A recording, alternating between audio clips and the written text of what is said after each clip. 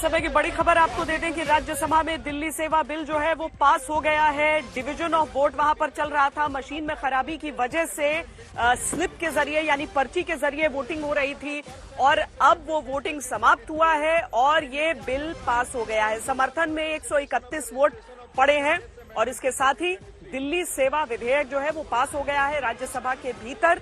दरअसल जब राघव चड्ढा भी इस पर आकर बोल रहे थे तो वो उड़ीसा और आंध्र प्रदेश से ये अपील कर रहे थे कि समर्थन कर देना चाहिए इस मामले में, वरना ये नहीं मालूम कि कल के दिन किस राज्य के लिए क्या हो जाए। और अमित शाह ने जब जवाब देना शुरू किया तो उन्होंने इस पर भी कटाक्ष किया था।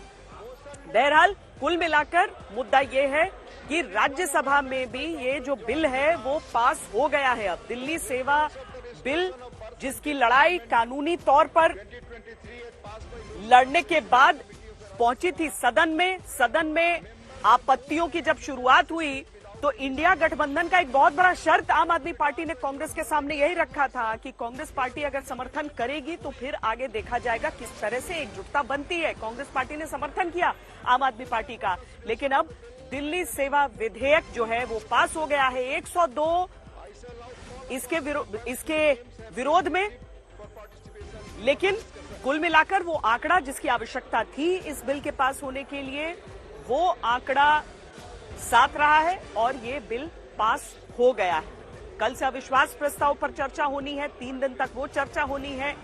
लेकिन मुख्य तौर पर अगर हम देखें तो आज का जो ये मुकाबला रहा, ये इंडिया वर्सेस एनडीए का पहला नतीजा आप कह सकते हैं जो सदन के भीतर आया है।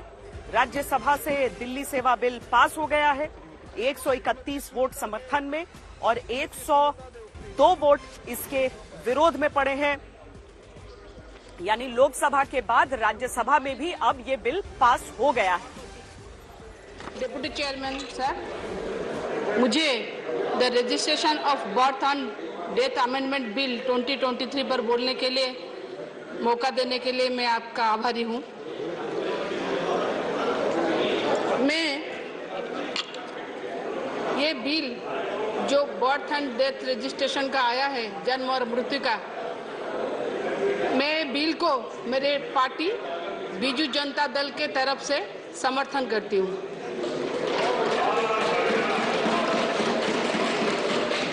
क्योंकि अब जब देश बदल रहा है तो कानून भी बदलना चाहिए सर। इसीलिए क्योंकि जो पुराना कानून हम लोग 54 साल से पहले आया हुआ था, वो कानून का अभी बदलने का वक्त आ गया है। क्योंकि हम लोग सब देखे हैं बर्थ एंड डेथ रजिस्ट्रेशन में कितना सारे प्रॉब्लम्स आते हैं जन्म और मृत्यु का पंजीकरण के। क्योंकि मैं खुद तो बिल पास हो गया है लोकसभा के बाद। अब राज्यसभा में भी इस समय मेरी सहयोगी मौसमी सिंह मेरे साथ जुड़ रही हैं। मौसमी, बड़ा एक तरह से कहें तो हैपनिंग दिन था। ये चर्चा तो लंबी चली, राहुल गांधी एक सांसद के तौर पर वापस लौटे। कुल मिलाकर पहले से एक अंदेशा था, एक आसार थे कि क्या होने वाला है इसका नतीजा, और नतीजा वही हुआ। लेकिन अगर हम इस हिसाब से देखें कि गठबंधन के बनने के बाद पहली बार इंडिया वर्सेज एनडीए की ये लड़ाई हुई है सदन के भीतर, तो ये जो आंकड़ा कह रहा है 131 वर्सेज 102, इसके क्या मायने निकलेंगे? देखिए, आंकड़े के मायने ये है कि जितना एनडीए को उम्मीद थी उसके अलावा भी जो फेंस सिटर्स है, जो बीजेडी है और वाईएसआर है, वो उनके खेमे में आए और 131 उनको मिला है। यानी कि जो नॉमिनेटेड मेंबर्स हैं उन्होंने भी कुछ 2 एक्स्ट्रा नॉमिनेटेड मेंबर्स ने एनडीए के पक्ष में वोट किया है, क्योंकि वैसे आंकड़ा 129 जाता पर 131 गया है। और जो इंडिया पार्टनर्स है वो 99 पर थे। एक संजय सिंह सस्पेंडेड चल रहे हैं तो 98 आप ले लीजिए और उसमें 7 नंबर और जोड़ने चाहिए तो 105 तक आंकड़ा आना चाहिए था एनडीए इंडिया पार्टीज का, लेकिन वो 102 पर रह गया है। यानी कि तीन मेंबर्स ने जो कि इस तरफ होने चाहिए थे, विपक्ष में होने चाहिए थे, बिल के विरोध में होने चाहिए थे, उन्होंने वोट नहीं किया है। कुल मिला के के आंकड़े हमेशा से श्वेता एनडीए के फेवर में थे।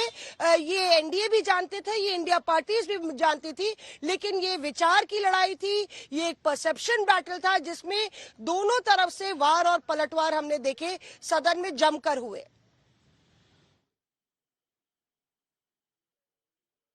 अब अपने दर्शकों को ये भी जानकारी दे दें कि दिल्ली के मुख्यमंत्री अरविंद केजरीवाल भी अब से कुछ देर में प्रेस कॉन्फ्रेंस करने वाले हैं, प्रेस को संबोधित करने वाले हैं। जाहिर है जब से ये पूरा मामला चल रहा है उसमें अब ये जानना दिलचस्प होगा कि दिल्ली के मुख्यमंत्री की तरफ से अब इस मामले में क्या कहा जाता है। 10:15 बजे का समय है, यानी कि कुछ मिनटों बाद सदन की जो कार्रवाई है वो वोटिंग तक हमने आपको दिखाई है कि किस तरीके से 131 वोट पक्ष में पड़ गए हैं और दिल्ली सेवा बिल जो है वो पास हो चुका है।